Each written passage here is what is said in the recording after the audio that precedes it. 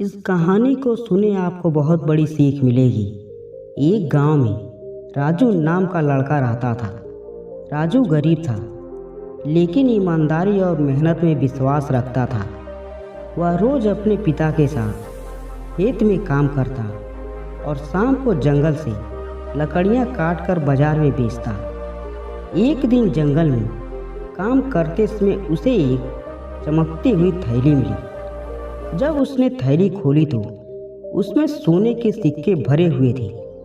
राजू कुछ पल के लिए सोच में पड़ गया कि इतने सारे पैसे उसके परिवार की गरीबी दूर कर सकते हैं, लेकिन तुरंत ही उसे अपनी माँ की सिखाई बात याद आई। ईमानदारी सबसे बड़ा धन है। राजू ने तय किया कि वह इस थैली के असली मालिक को ढूंढेगा।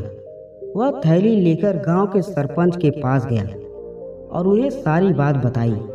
सरपंच ने घोषणा की कि जिस किसी की यह थैली हो वह आकर इसे ले जा सकता है, लेकिन सही साबूत देने पर ही।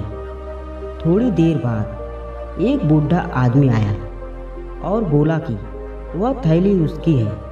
उसने बताया कि वह बाजार जा रहा था, तभी थैली गिर गई।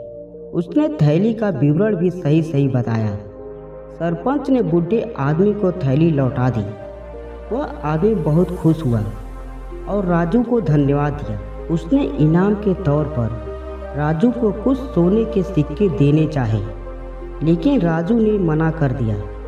उसने कहा, मुझे इनाम की ज़रूरत नहीं, मुझे खुशी है कि मैंने सही काम किया। बूढ़े आदमी ने राजू की ईमानदारी से प्रभावित होकर उसके परिवार की मदद करने का फैसला किया।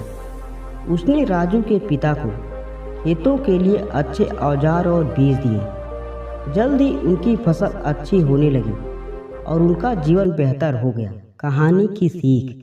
यह कहानी हमें सिखाती है कि ईमानदारी का फल हमेशा मीठा होता है।